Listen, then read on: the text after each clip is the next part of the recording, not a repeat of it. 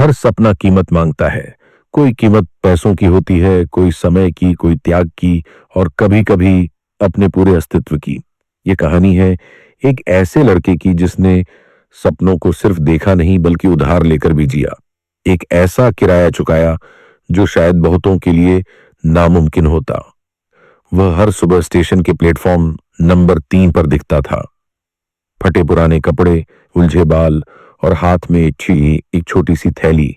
कोई उसे राजू चाय वाला कहता था तो कोई छोटू। राजू की उम्र 14 साल थी, लेकिन आंखों में उम्र से कहीं ज्यादा गहराई थी। हर सुबह वह पहली ट्रेन के साथ अपने छोटे से स्टॉल पर चाय के कप सजाता और रात की आखिरी ट्रेन के साथ सोने जाता।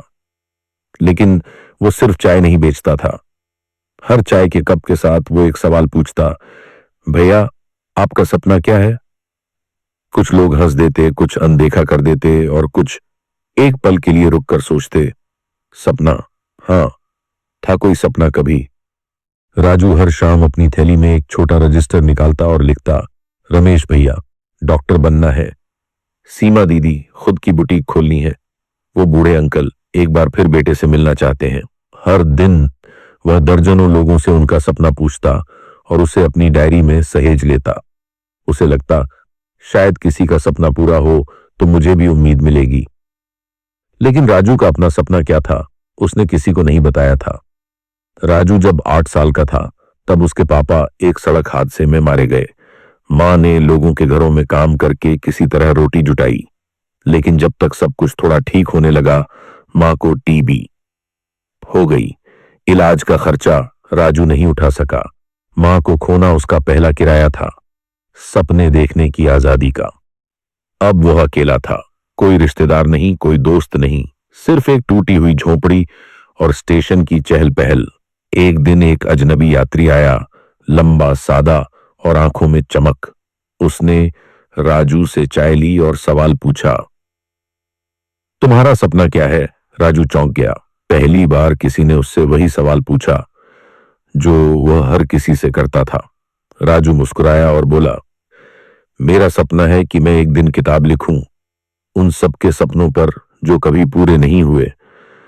यात्री चुप हो गया, फिर धीरे से बोला, किराया भरा है तुमने, अब ईमानदारी से सपना पूरा करना। राजू को लगा किसी ने उसे देख लिया हो, उसकी आत्मा तक। कुछ दिनों बाद स्टेशन पर कुछ पैसे चोरी हो गए। शक सीधे राजू पर गया। पुलिस आई, मारा पीटा और थाने ले गई। राजू रोता रहा, मैंने कुछ नहीं किया। लेकिन कौन सुनता। यात्री फिर लौट कर आया। उसने सच्चाई सामने रखी, सीसीटीवी दिखाए और राजू को छुड़ाया। राजू की आंखों में आंसू थे। कभी कभी इंसान को इज्जत का भी किराया देना पड़ता है भैया। राजू के पास पैसे नहीं थे, लेकिन किताबों से प्यार बहुत था। वह फेंकी गई अखबारें पढ़ता, स्टेशन पर छोड़ी गई किताबें बटोरता। धीरे धीरे यात्रियों को राजू की आदत पड़ गई थी। अब लोग उससे चाय लेते और अपने बच्चों को उसकी क्लास में छोड़ जाते। राजू बच्चों को पढ़ाने लगा, गणित, कहानी और सपना देखना। एक रात किसी शराबी ने झोपड़ी में आग लगा दी। सब कुछ जल गया, किताबें, डायरी, बच्चों के बस्ते। राजू तिलमिला उठा। वह सिर्फ जलती झोपड़ी नहीं देख रहा था, वो देख रहा था जलता हुआ विश्वास। उस रात वो स्टेशन की बेंच पर बैठा रहा, आंखें सूनी, दिल बेजान। सुबह उसी यात्री ने आकर कहा, जो सपना उधार लिया था उसका किराया अब चुका दो, हार मानकर नहीं, उठकर। राजू ने फिर से शुरुआत की। इस बार उसकी कहानी अखबारों तक पहुंच गई। स्टेशन का शिक्षक नाम से वायरल हो गया। लोग मदद को आगे आए, किताबें दी, एक नया क्लासरूम बना। अब राजू के पास एक छोटा सा पुस्तकालय था जिसमें सपने सहेजे जाते थे। 17 साल की उम्र में राजू ने अपनी पहली किताब लिखी, सपनों का किराया। उसमें वह हर सपना शामिल था जो उसने अपनी डायरी में लिखा था।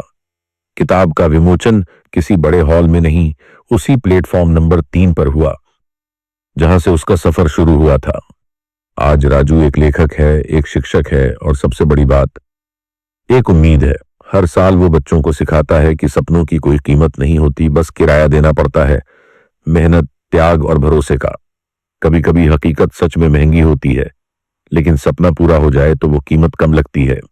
राजू अब सिर्फ एक नाम नहीं, एक विचार है जो बताता है कि चाहे हालात कितने भी मुश्किल हों, अगर सपना सच्चा हो तो उसे उधार लेकर भी जिया जा सकता है। दोस्तों, अगर आपको ये कहानी पसंद आई हो तो इस वीडियो को लाइक करें और हमारे इंस्पायर जंक्शन चैनल को सब्सक्राइब करें।